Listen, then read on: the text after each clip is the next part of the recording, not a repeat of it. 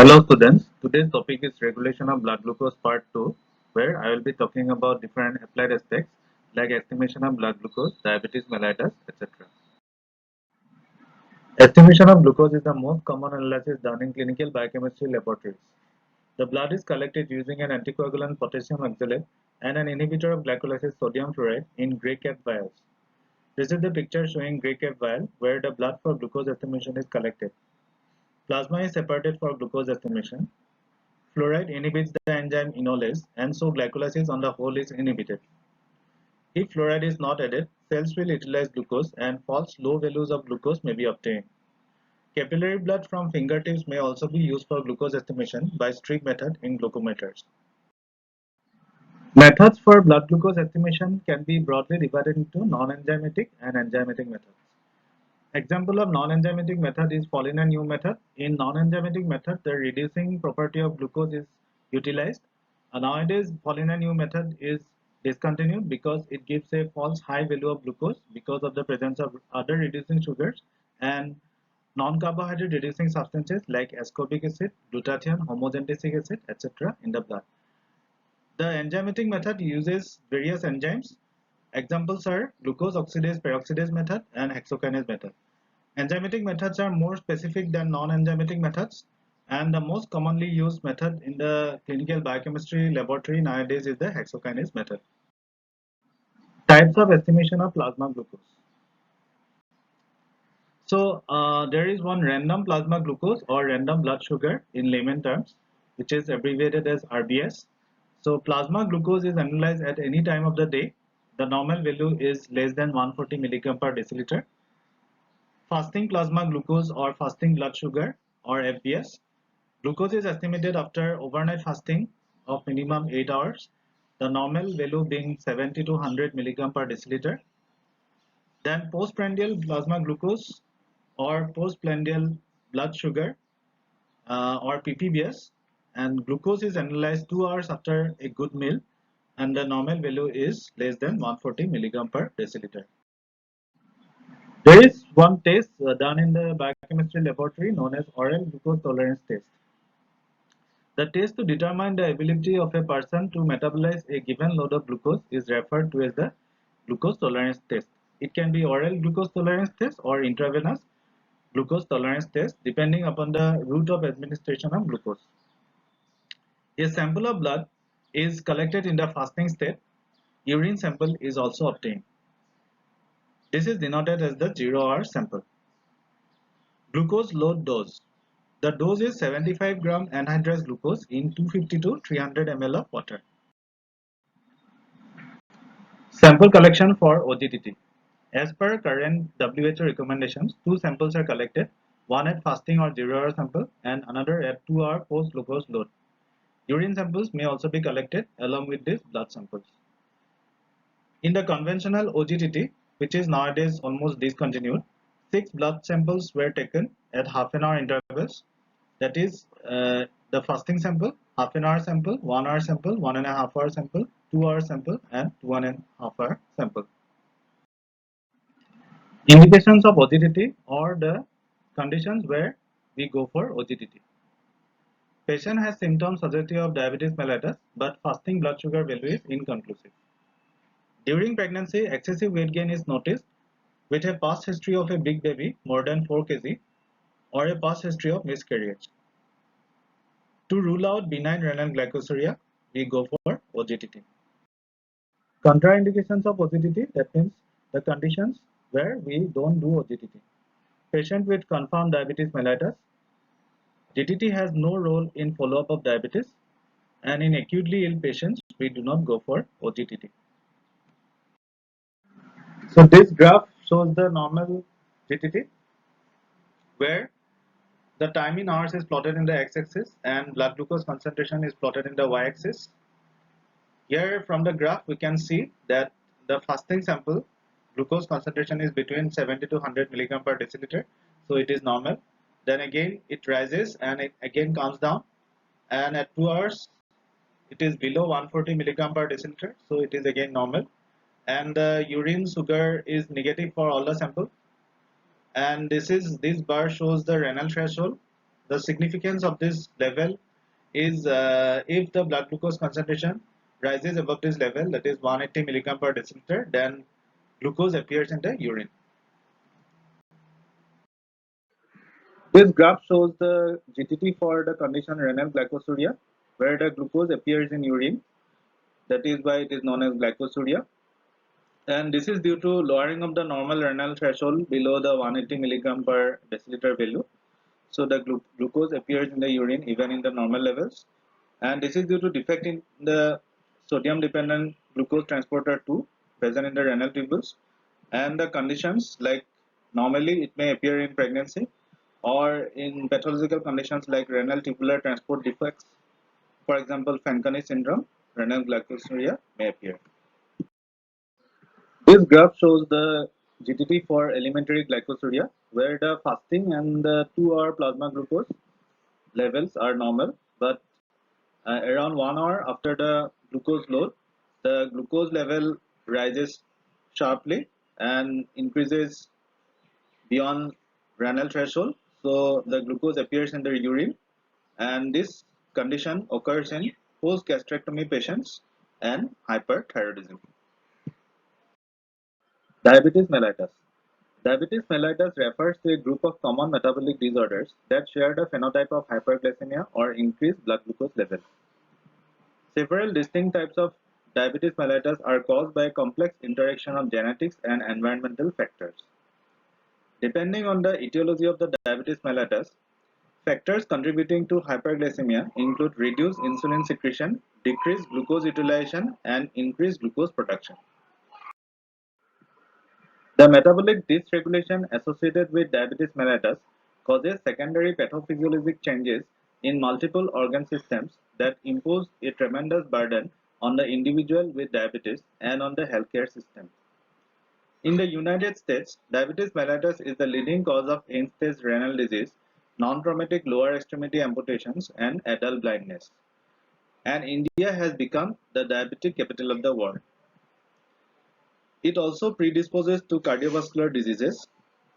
With an increasing incidence worldwide, diabetes mellitus will be a leading cause of morbidity and mortality for the foreseeable future. Classification of diabetes mellitus.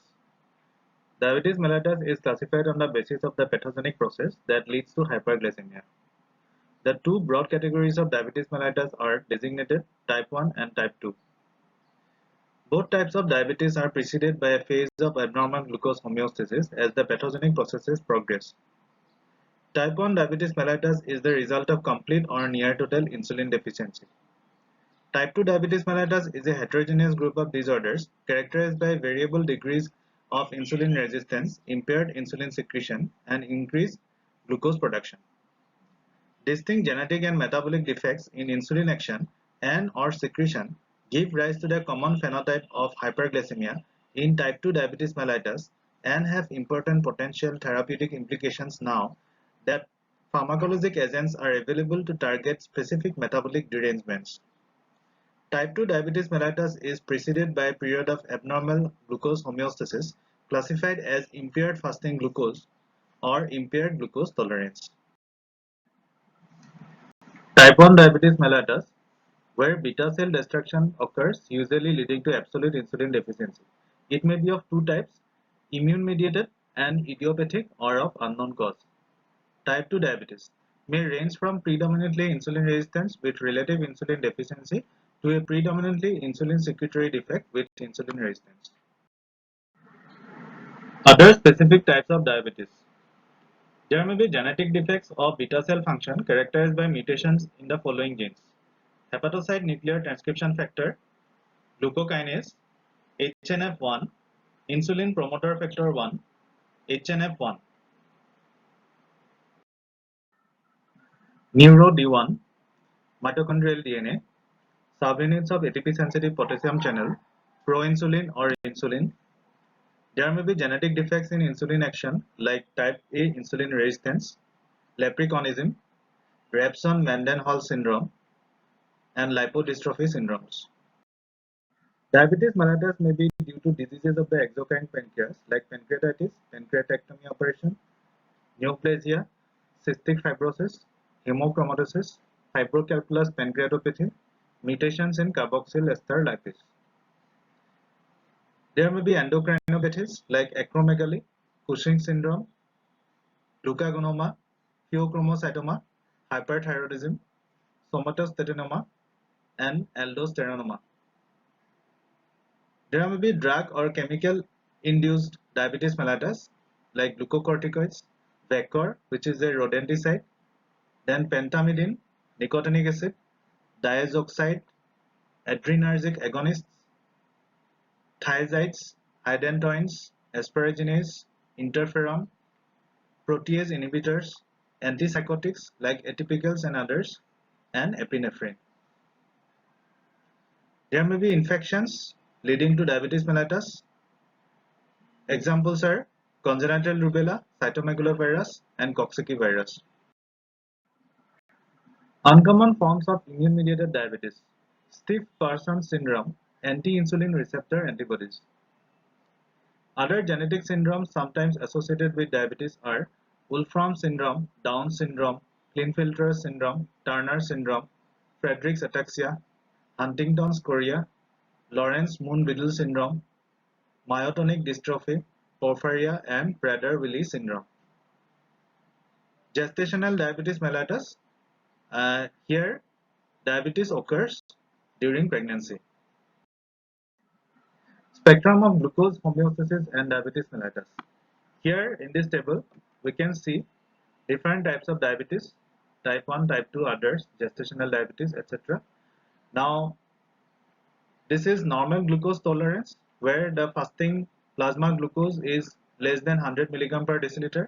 2-hour plasma glucose is less than 140 milligram per deciliter, and hemoglobin A1C or glycated hemoglobin is less than 5.6%. Then hyperglycemia can be divided into pre-diabetes and frank diabetes mellitus.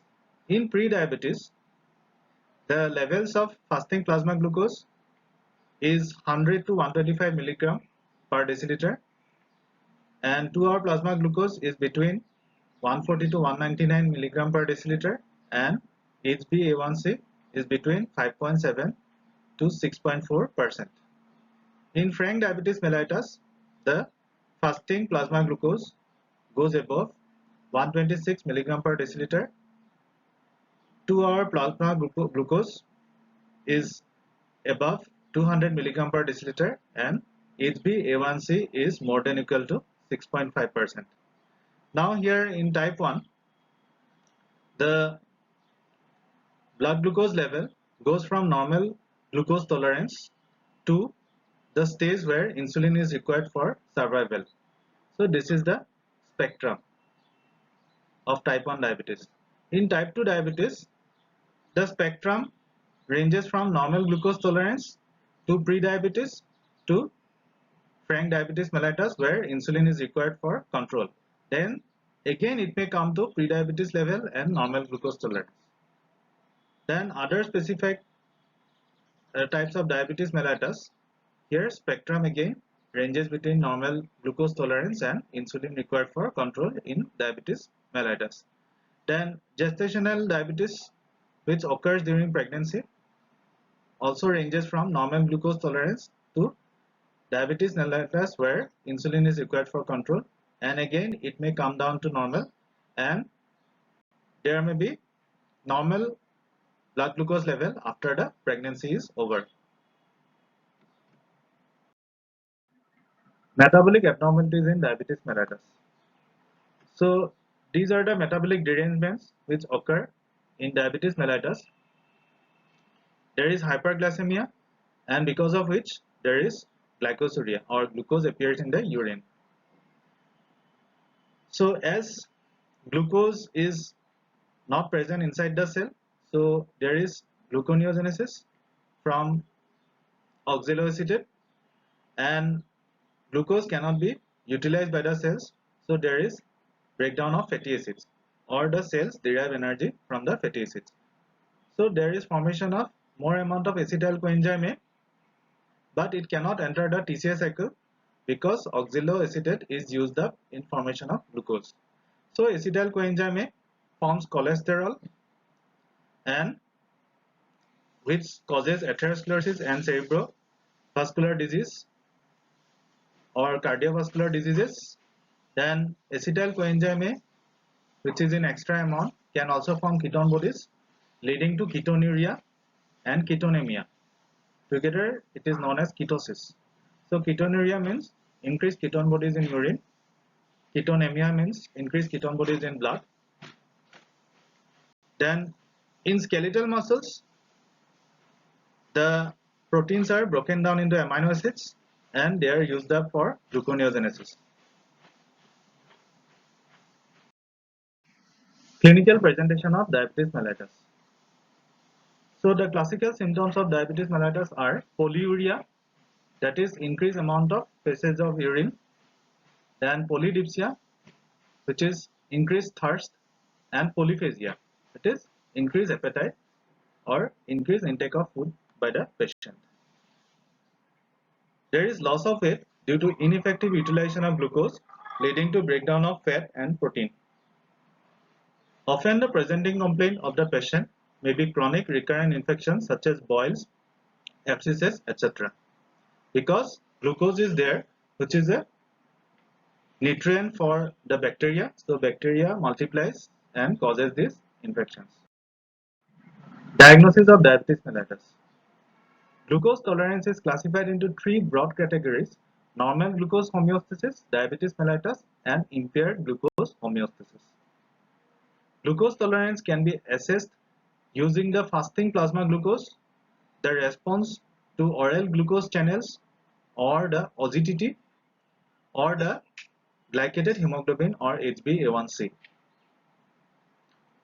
And fasting plasma glucose less than 100 mg per deciliter, a plasma glucose of less than 140 mg per deciliter following an oral glucose challenge, and an HbA1c less than 5.6% are considered to define normal glucose tolerance. Criteria for the diagnosis of diabetes mellitus.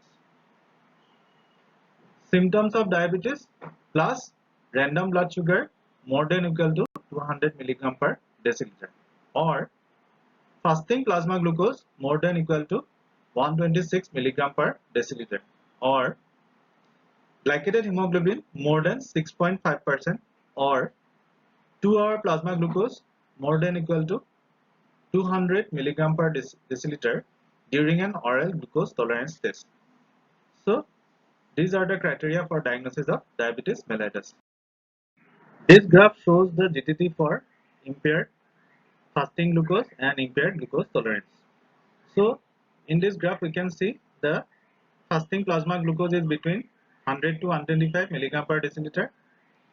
Then the 2-hour plasma glucose is between 140 to 199 mg per deciliter. So this is the impaired one, and 1-hour plasma glucose is above the renal threshold where the glucose appears in urine. So it is impaired GTT. This is the graph for frank diabetes mellitus, where the fasting plasma glucose goes above 126 mg per deciliter and the 2-hour plasma glucose is above 200 mg per deciliter. So this is GTT for diabetes mellitus. Glycated hemoglobin or HbA1c. Because blood glucose levels change with the timing of meals and exercise, single time measurements do not reflect the average blood glucose over hours and days, so dangerous increases may go undetected. The average glucose concentration can be assessed by looking at its effect on hemoglobin. Transporters in the erythrocyte membrane is in equilibrium with intracellular and plasma glucose concentrations, so hemoglobin is constantly exposed to glucose at whatever concentration is present in the blood. A non-enzymatic reaction occurs between glucose and primary amino acids in hemoglobin, either the amino terminal valine or the epsilon amino group of lysine residues. The rate of this process is proportional to the concentration of glucose, so the reaction can be used as the basis for estimating the average blood glucose level over weeks. The amount of glycated hemoglobin present at any time reflects the average blood glucose concentration over the circulating lifetime of the erythrocytes, that is 120 days. Enzymatic addition of any sugar to a protein is called glycosylation, while non-enzymatic process is termed as glycation. So this is not glycosylated hemoglobin but glycated hemoglobin. The HbA1c is measured clinically by extracting hemoglobin from a small sample of blood and separating HbA1c from unmodified hemoglobin electrophoretically, taking advantage of the charge difference resulting from modification of the amino groups. This can also be isolated with the help of chromatography. Normal HbA1c values are about 5% of total hemoglobin, corresponding to blood glucose of 120 mg per 100 ml. In people with untreated diabetes, however, this value may be as high as 13%, indicating an average blood glucose level of about 300 mg per 100 ml, which is dangerously high. One criteria for success in an individual program of insulin therapy, the timing, frequency, and amount of insulin injected, is maintaining HbA1c values at about 7%.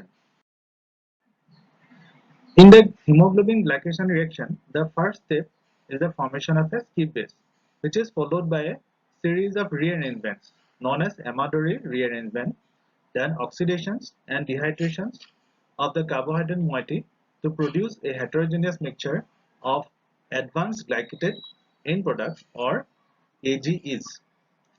These products can leave the erythrocyte and form covalent crosslinks between proteins, interfering with normal protein function. The accumulation of relatively high concentrations of AGEs in people with diabetes may, by cross-linking critical proteins, cause the damage to the kidneys, retinas, and cardiovascular system that characterizes the disease. In this diagram, we can see that glucose forms a skip base with the N-terminal amino group of proteins. Here it is hemoglobin, which is a reversible process. Then it undergoes some rearrangements known as Amadori rearrangement and forms a substance known as ketoamide, which is a irreversible process. The overall reaction is called Maillard reaction, and ultimately this glycated hemoglobin is formed. It forms the AGEs or advanced glycation end products, which causes protein cross-linking and which may lead to damage to kidneys, retinas, and cardiovascular system. This is the vial where the blood for HbA1c estimation is collected. As whole blood is required for HbA1c estimation, so an anticoagulant is needed, which is EDTA. The color of the cap of the vial is lavender colored or purple colored, and the blood can be collected at any time of the day for HbA1c estimation. Acute complications of DM. Diabetic ketoacidosis or DKA, which usually occurs in type 1 diabetes mellitus.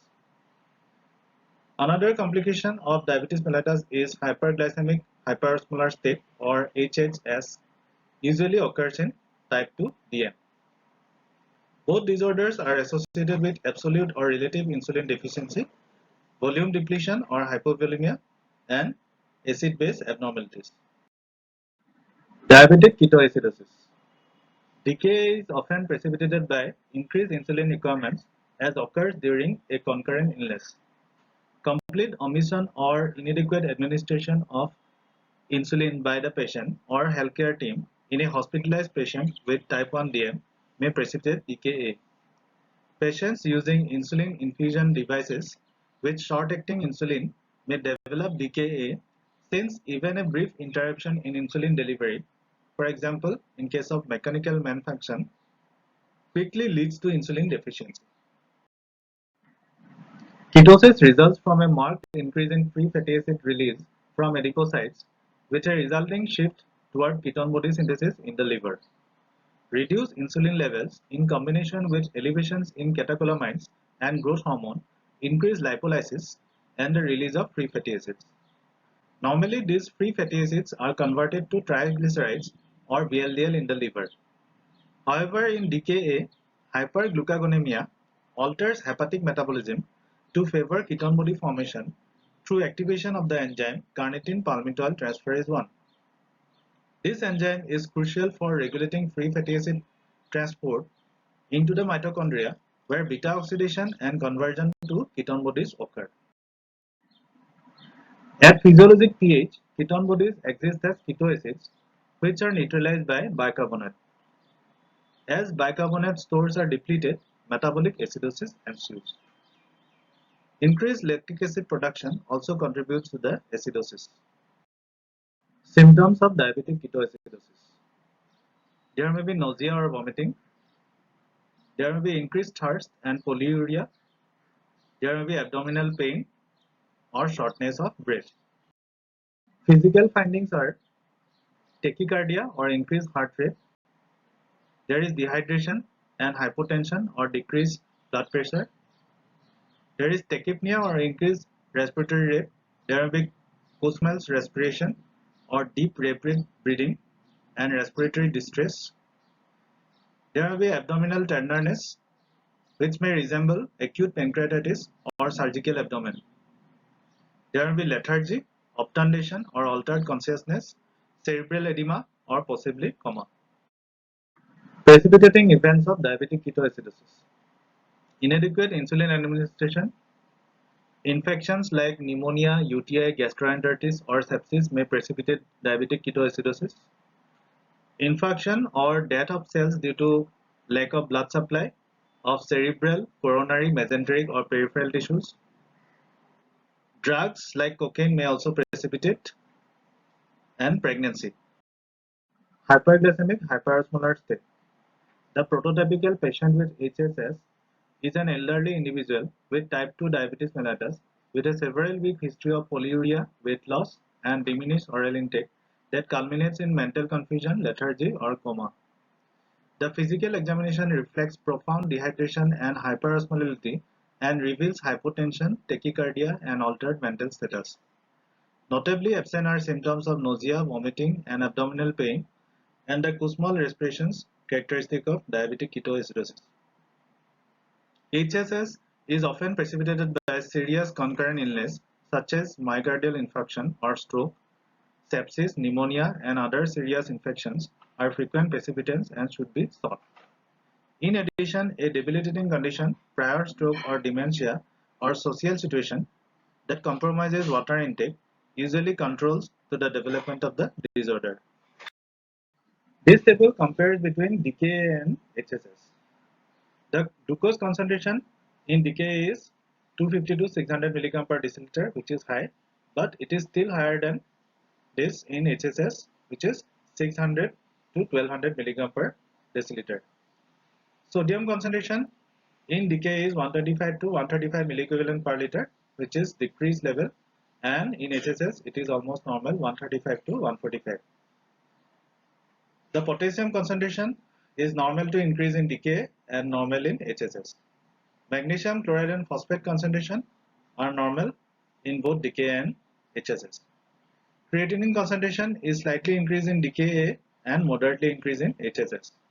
Osmolality is 300 to 320 milliosmol per ml in DKA and 330 to 380 milliosmol per ml in HSS. Plasma ketones is positive, highly positive in DKA and positive or negative in HSS. Serum bicarbonate is less than 15 milliequivalent per liter in DKA, so there is metabolic acidosis, and normal to slightly decreased in HSS. Arterial pH is 6.8 to 7.3. There is acidosis in DKA and more than 7.3 in HSS. Arterial PCO2 is 20 to 30 millimole mercury in DKA and normal in HSS. Anion gap, that is the difference between cations and anions, is increased in DKA and normal to slightly increase in HSS. Chronic complications of diabetes mellitus can be broadly divided into microvascular complications and macrovascular complications. In microvascular complications, there will be eye disease, which is retinopathy, proliferative or non-proliferative retinopathy. macular edema. There is nerve involvement, which is neuropathy, sensory and motor, mono and polyneuropathy. Autonomic neuropathy. There will be kidney involvement, which is nephropathy. In macrovascular complications, there will be coronary heart disease, peripheral arterial disease, and cerebrovascular disease. Other complications of diabetes mellitus are gastrointestinal complications. There will be gastroparesis or paralysis of the gastric muscles. There will be diarrhea. Genitourinary complications, there will be uropathy and sexual dysfunction. Skin involvement, there will be dermatologic complications. There will be infections. There will be cataracts in the eye, glaucoma, periodontal diseases, and hearing loss. Management of diabetes mellitus. First, proper diet and exercise is advised to the patient. Low carbohydrate, high protein, high fiber diet is advised. Adequate exercise is advised to the patient. Second is oral hypoglycemic agents are prescribed to the patient, mainly in the type 2 diabetic patients. For the type 1 diabetic patients, they have to take insulin injections, and there should be prevention of complications of diabetes mellitus. Hypoglycemia. Glucose levels less than 55 mg per deciliter with symptoms that are relieved promptly after the glucose level is raised is called hypoglycemia. Hypoglycemia can cause serious morbidity. If severe and prolonged, it can be fatal. It should be considered in any patient with episodes of confusion, an altered level of consciousness, or a seizure. Hypoglycemia is most convincingly documented by Whipple's triad, which includes symptoms consistent with hypoglycemia, a low plasma glucose concentration measured with a precise method, not a glucose monitor, and relief of those symptoms after the plasma glucose level is raised. Causes of hypoglycemia. In ill or medicated individual, causes of hypoglycemia may be drugs like insulin or insulin secretagogue, alcohol, etc. Critical illness like hepatic, renal, or cardiac failure, sepsis, etc. Hormone deficiency like cortisol, glucagon, and epinephrine deficiency in insulin deficient diabetes, and non-islet cell tumor. In seemingly well individual, the causes of hypoglycemia may be due to endogenous hyperinsulinism like in insulinoma, functional beta cell disorders, post-gastric bypass hypoglycemia, insulin autoimmune hypoglycemia, etc. There will be accidental surreptitious due to surreptitious use of insulin or malicious hypoglycemia. There is one spectrum of disease due to insulin resistance known as insulin resistance syndromes. The insulin resistance condition comprises a spectrum of disorders, with hyperglycemia representing one of the most readily diagnosed features. The metabolic syndrome, the insulin resistance syndrome, or syndrome X, are terms used to describe a constellation of metabolic derangements that includes insulin resistance, hypertension, dyslipidemia, where there is decreased HDL and elevated triglycerides, central or visceral obesity, type 2 diabetes or impaired glucose tolerance or impaired fasting glucose, and accelerated cardiovascular disease. So this is about all the applied aspects of regulation of blood glucose. Thank you.